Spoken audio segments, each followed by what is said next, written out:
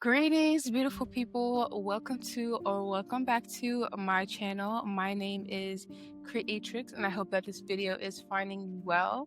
So today we're going to talk about what it all means. All right. On this channel, we talk about the occult, we talk about hidden knowledge, we talk about universal secrets. All right. We reveal it all, right? And after all of this prying and prodding and investigating, what does it come down to? What does all of this stuff that we have talked about on this channel, what does it mean? All right. And without further ado, we're just going to get right into it. Okay. Because this is something that's been on my heart for a while. They all been leading up to this very video. All right. And there's still going to be more amazing, great videos revealing the mysteries and channeling different deities and stuff like that. But this video is really to wrap it up, everything that we've talked about, to wrap it up into a beautiful bow.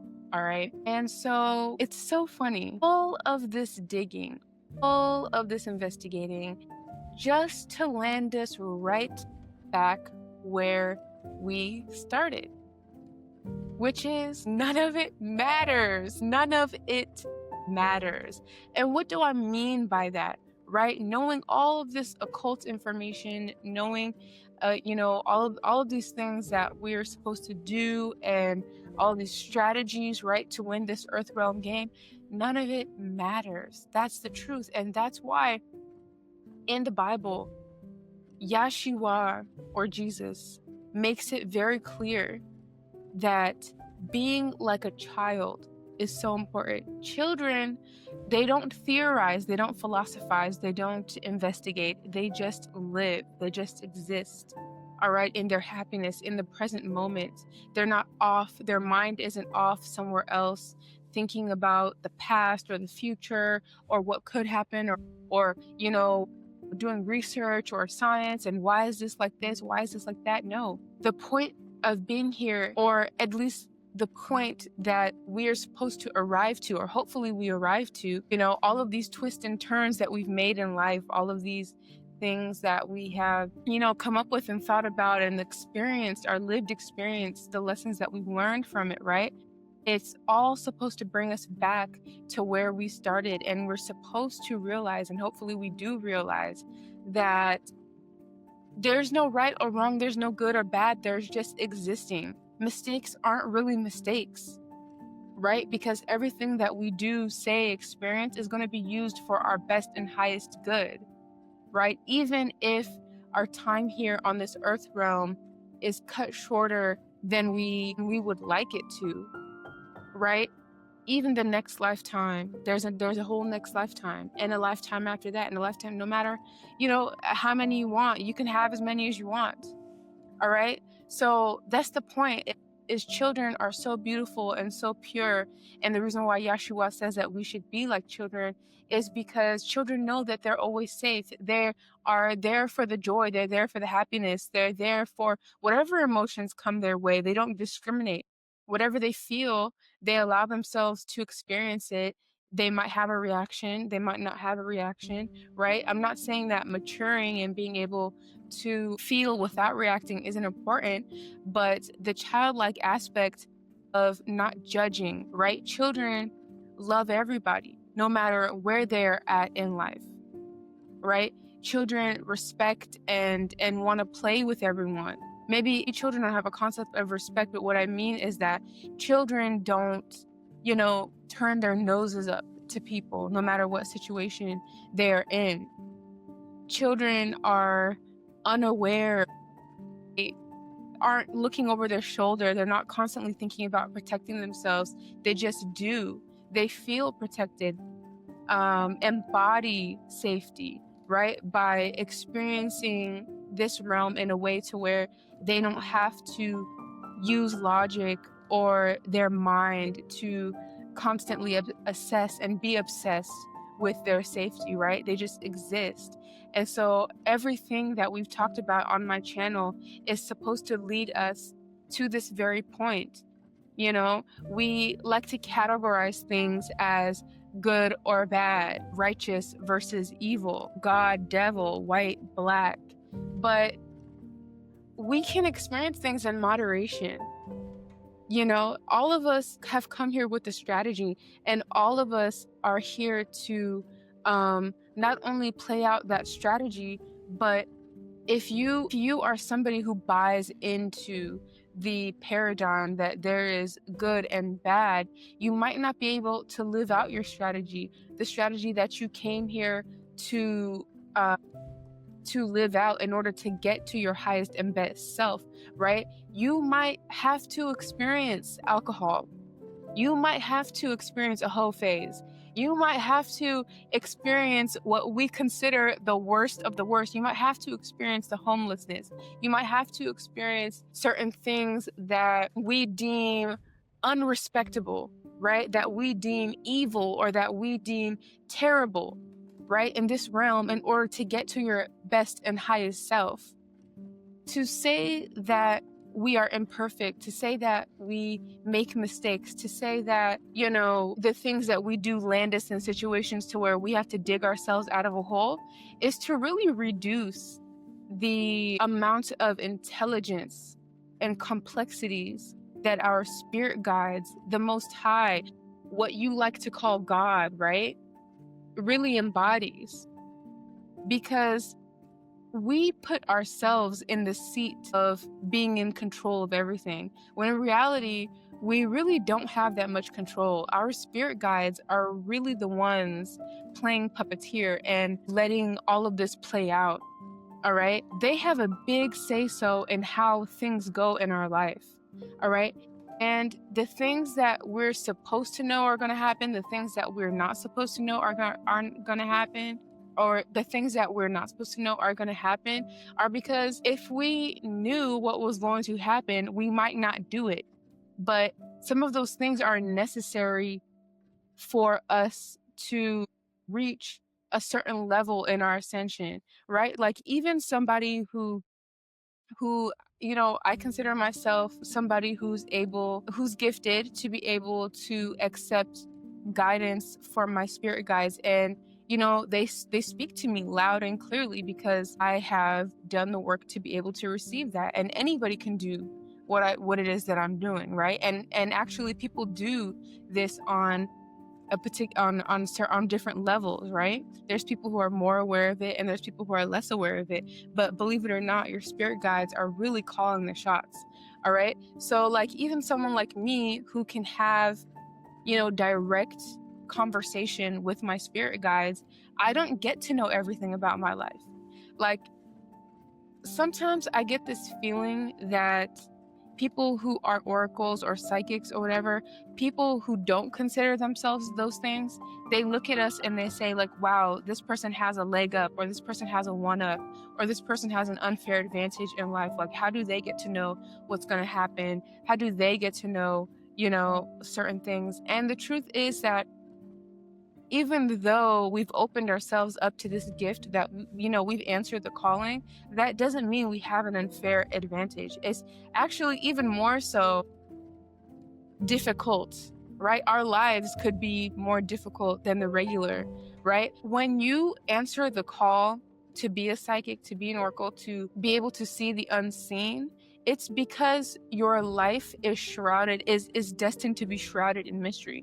So where most people, right, will be able to make predictions on their life, or even though they have people in their lives that can be sneaky, their lives are more transparent, right?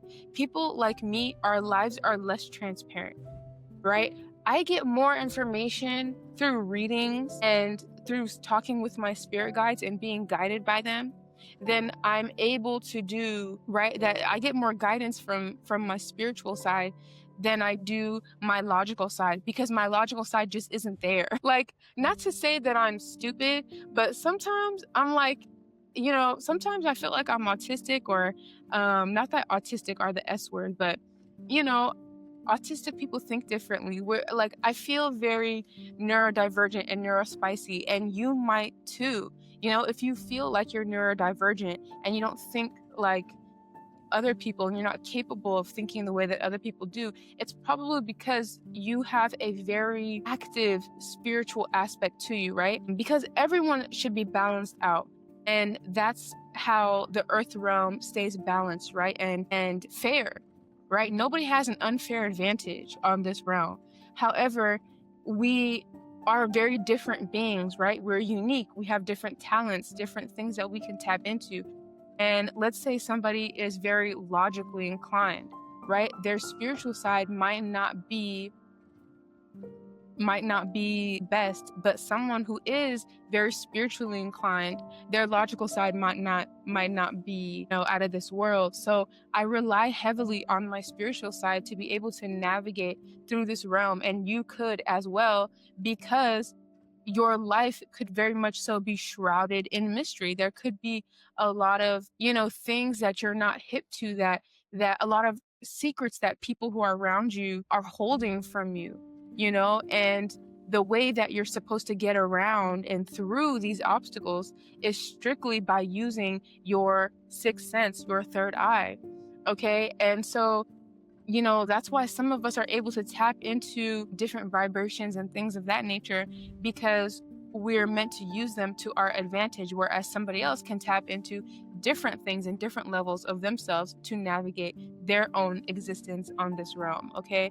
So what I mean to say is that, yes, you can manifest whatever you desire. We are occultists, right? We don't judge ourselves and we don't judge others, right?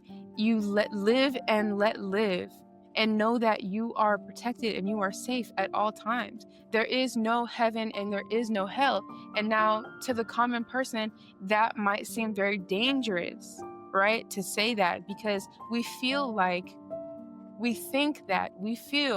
that the fear that exists, the fear that is created by the concept of, well, there's a place that you go to when you do good things. Oh, there's a place that you go to when you do bad things, right? We feel like that's keeping things under control, when in reality, this realm has a built-in control system, right?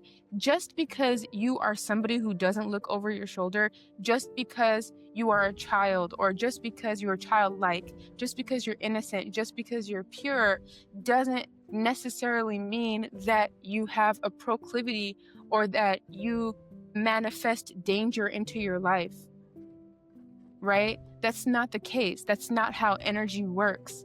You could be the most unaware person. You could be the most innocent person, to where you let people in and you don't judge them and any of that.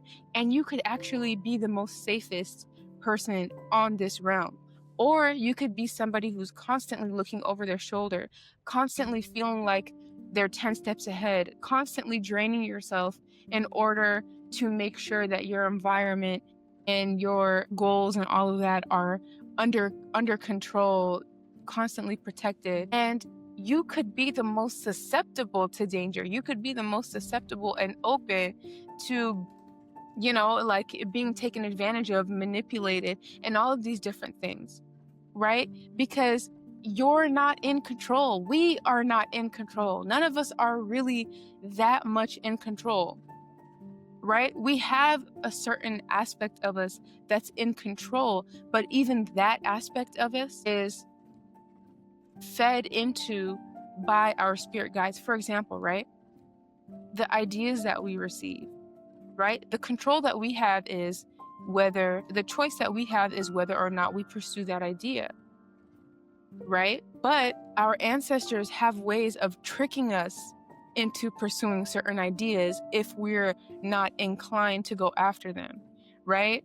So that's where the resistance comes in. When you're resistant to an idea or a feeling that you're supposed to pursue because it's part of your purpose, it's part of the strategy that you're supposed to be embodying on this realm to be a winner, right? If you are in resistance to that, your spirit guides, they have their tactics to be able to like push you into that position. So yes, we have the ability to make decisions and choices, right? But at the same time, it's all an illusion, because our spirit guides are the Most High, the powers that be, all of the spiritual, all of these energies that are surrounding us really are the ones that are in control. And if we just like existed and had fun while existing, right, we would still reach the same outcome as we did if we were hardworking, if we, were constantly being productive, or if we were overthinking or being logical or doing our research and doing our scientific evidence and doing this and that, right? Like, that is one of the ultimate illusions that are placed on this realm. We really have nothing to worry about. That's what all of this is coming to. All this information is going to lead you, if you really think about it, to being yourself. The journey of being an occultist and being a magician, right? That 33rd degree Mason journey, right? Taking you through all the steps, the journey to being a Christ, right? It will take you through these different iterations of yourself, right? Like, there's anger, right? Like, let's say, you're angry at the state of the world and you're angry how people are being treated, right? And you feel like it's unfair. So you go through this phase and you do your research and, you're like, maybe you're like Black Power, or maybe you're like Free Palestine, or maybe you're like, all these different causes and concerns that we have about the world and the global economy and all this and that, right? All the politics that we get into, right? And then we realize that, okay, peace and love, like there's people who are spiritual and they're all about peace and love and light. And, then we get into manifestation and the laws of the universe and occultism and, the righteous path or the middle way, right? And then I feel like the final step is like, none of that even matters. None of that even matters at the end of the day, because it's about what brings you joy. It's about mastering yourself. If you are concerned about that dopamine hit constantly, it's about, okay, how do I balance that, right? It's about self-mastery, but it's also like we master ourselves anyway by doing what brings us joy. If, you feel like you want to smoke or drink or do any of that stuff, like, you can still do that. You can still do that while being a righteous person, right? However, we do have to be aware of our strategy. Like, for example, right? You could be somebody who's on a celibacy journey, right? You tried the whole, I'm going to be sexually open and, be with multiple people, and you see where that gets you, right? Your strategy. This is how our spirit guides teach us. You see where that strategy got you. It didn't get you in a very good place. So your spirit guides are like, all right, let's try celibacy now. And being celibate, you're seeing that, wow, I get to accomplish all of these different things because I'm not distracted by romance or being with a lover. I'm not distracted by being in a relationship or romantic with a relationship with another person, whether it's casual or serious, and okay, I feel like my health is better. And this is how we're supposed to learn things, is from experience, being present. And that's where I'm getting at, is like all of this thinking and philosophizing, it has a place, right? We're supposed to be thinkers. We're supposed to deduce and hypothesize and all of that good stuff. But it's kind of like we're going to get to the same conclusion every time. And that is to do what you feel, because what happens is your spirit guides will put it on your heart. When they need you to do something, they put it on your heart. You don't need tools like cards. It's like tarot cards and stuff. I use them because it's fun and it's a nice visual, right? But the average person, we don't need that stuff. We are literally being guided by our spirit team. All right. Whether, like, I'm talking about the business person on Wall Street, I'm talking about the spiritualist, who's doing IFA, everybody on all the spectrums, right? I'm talking about the house mom. I'm talking about the scuba diver who's in the tropics. Like, all of us are under the control of our spirit team. And yes, we have a choice, but even the illusion of a choice is supposed to teach us something, right? So, for example, right? I was in a relationship with someone, and I was supposed to leave that person, and my spirit guides had to yell at me. Like, I heard them yell, like, "Are you really gonna let this person mess up your abundance by staying with this person?" Right? Even that interaction in and of itself was a test, right? It wasn't that I was in any danger or that I wasn't going to leave this person, because I was going to leave them, right? Eventually things are going to play out the way that they're going to play out, right? And I hope I'm making sense. But me being obedient to my spirit guides, that was the test. It wasn't necessarily the circumstances around it, even though that was important too. It was the fact that I needed to be obedient to my spirit guides, right? That in and of itself was a test. And had I not been obedient to them, I would have attracted more lessons in which I would have had to show obedience to my spirit guides, if that made sense, right? So it wasn't about the abundance. It wasn't about being with someone who was extremely disrespectful to me and that I didn't deserve to endure, right? It wasn't that. It was me listening to my spirit guides when they told me what to do, right? Because we're here playing a game, and there are a bunch of magicians here as well, just like you.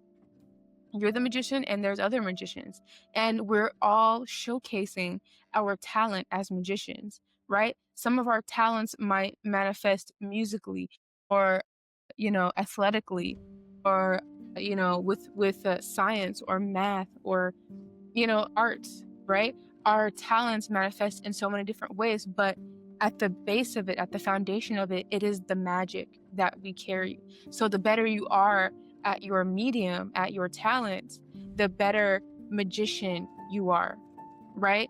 And it even goes like, you can have many talents, and you can be great at all of those talents, and that even showcases how great of a magician you are, right? But there also, with that magic comes a power struggle. So everyone is on this journey of, like, some people use the strategy of being combative or competitive. So there are other magicians out there manifesting against you, right? And your strategy might be using those negative manifestations that are against you and transmuting it to be able to manifest even more for you, right? And that's part of being a magician as well, part of being an alchemist. So that is the message, okay? All of this stuff is going to lead you into realizing that just living, just experiencing, not being worried about, am I supposed to make this decision? Am I supposed to make that decision? Right? Not being worried about, am I doing this right? Am I doing this correctly? Am I really going to get there? Right?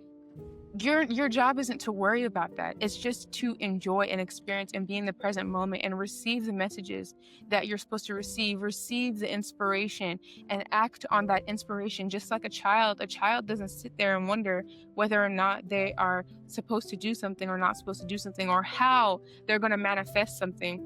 They want it, they take it. All right? That is like a child. They want it, they take it. And they're not worried about the steps to do to get that thing.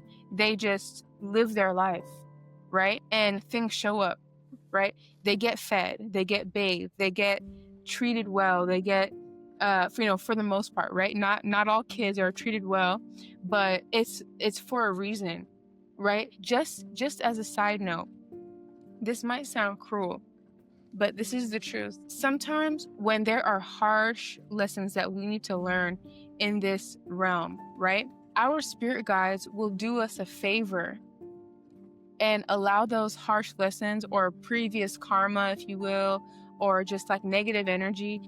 They will allow that energy to manifest in our childhood. Why, right? Why, when we are the most innocent, the most pure, right? Why allow the most harshest truths and harshest occurrences or events to happen in our life when we are young?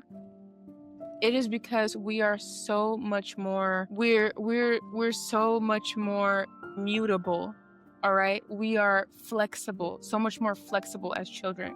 Okay? If some of us experienced the horrors and the traumas that we experienced in our childhood, in our adulthood, it it would break us, right? Because children are so much closer to the part of them that is spiritual, to the part of them that's flexible, to the part of them that, doesn't have any expectations of this realm or how things are supposed to be, right? They're able to handle more. I'm not saying that children deserve to be traumatized. I'm just saying that that is a strategy that our guides will use in order to save us the hardships of adulthood, right? Save us the trauma that we will endure in adulthood. That's not to say that adults don't endure trauma. We do, right? But sometimes some of the worst things that we could think of enduring happens to us as children, because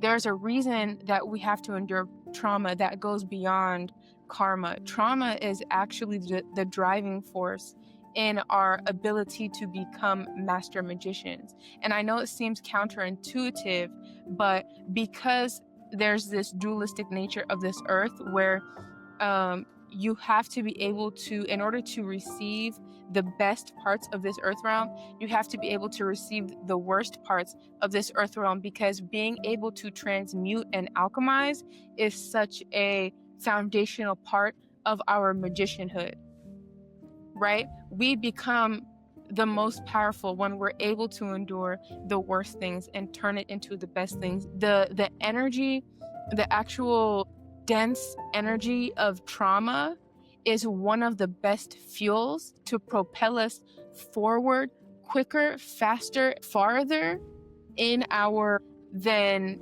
any other material, because trauma does actually hold weight. It is actual matter, if that makes sense. Like, it does have a mass. It is matter, right? And our bodies are able to actually transmute to, it's kind of like, a car. When you put gas in a car, right? The better the gas, the purer the gas, the farther the car can go, the healthier the car is. As the car burns the fuel, combusts the fuel into energy, right? Into power, right? The car can go farther and faster with the best type of gas. And the best type of gas for us in this realm is trauma. So we'll experience that trauma in our childhood because it will help to propel us further in life. It's actually a very common strategy that our spirit guides, that a lot of spirit guides across all of us as individual magicians, all of our individual spirit teams use in this realm. Okay, so it's actually not, war and destruction and hardships and trauma. When you become an occultist and you really understand, right, what these things are, I don't see them as like terrible events. I don't see them as like, oh, woe was me, we're victims and it's so sad and all that, right? Like, all of the so-called darkness in the world, all of the death and the destruction and the hardships and all that, I see that as an opportunity for people to be better, an opportunity for people to showcase their magic, right? And that's why, like, naturally, if you think about it, we like an underdog story. We like a hardship story. We praise people who have been to the lowest of the lowest, who were born into the lowest of the lowest, and they raise up to the highest of the highest. We applaud people like that, right?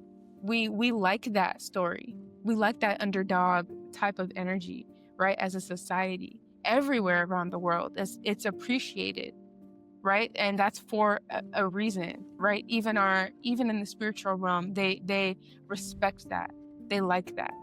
All right. So yeah, not to go off on all these tangents, right? But I just want to say that if you're having a hard time, if life seems like it's falling apart around you, it's because you're manifesting something big.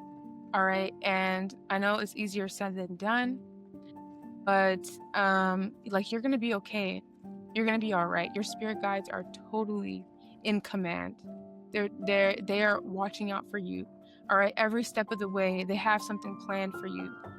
And even if it's the last minute, things are going to work out for you. Right. And I know while you're waiting for those things to work out for you, it's like hell. Right.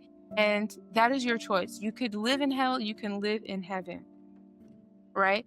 But Yash told us already, the best thing to do is live like a kid. A kid isn't worried about anything. A child, I mean, is not worried about anything. A child is not worried about their next meal.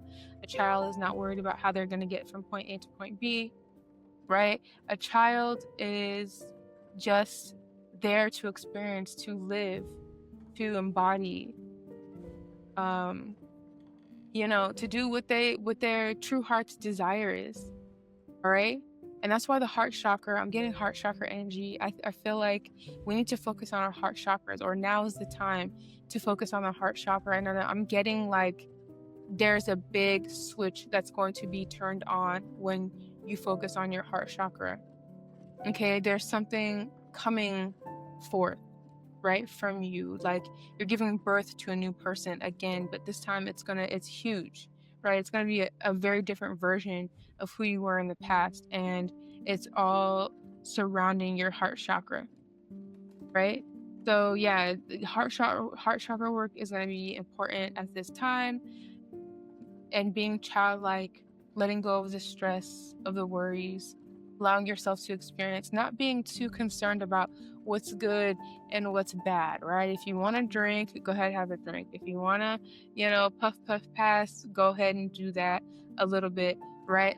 But just be mindful of what strategy is important for you, right? Obviously, it's not the best idea to do hard, drugs, right? Because you're going to become addicted, and that's going to be, that's going to be another thing that you're going to have to bypass. At the end of the day, it's going to teach you a lesson that you need to learn. That's what I'm getting at, is that we might get into things that are not that great, and it might feel like we're taking a step back, and even if you're doing jail time, it might feel like you're wasting away. But trust me, your spirit guides are going to use every ounce and everything in your life, every ounce of everything in your life, to create a scenario and a situation to where you are in the best circumstance. Okay, so forgive yourself for what you've done in the past, and don't worry about what's coming in the future. It's best to stay in the present moment, because that way, anything that you need to avoid, you can, and everything you need to pursue, you will be able to attract if you're in the present moment. All right.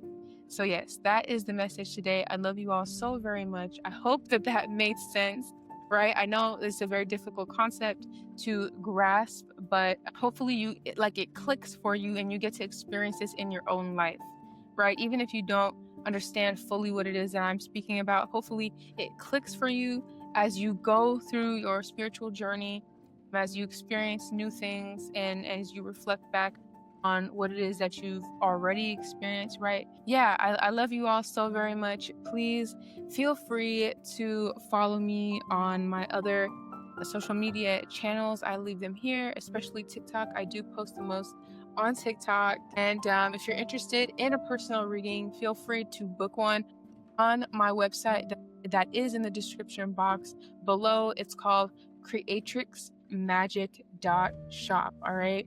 You can book a reading there. Otherwise, I love you all so very much, and I will see you in the next video. Have a beautiful, wonderful rest of your day, night, afternoon, whatever. All right. Love you all.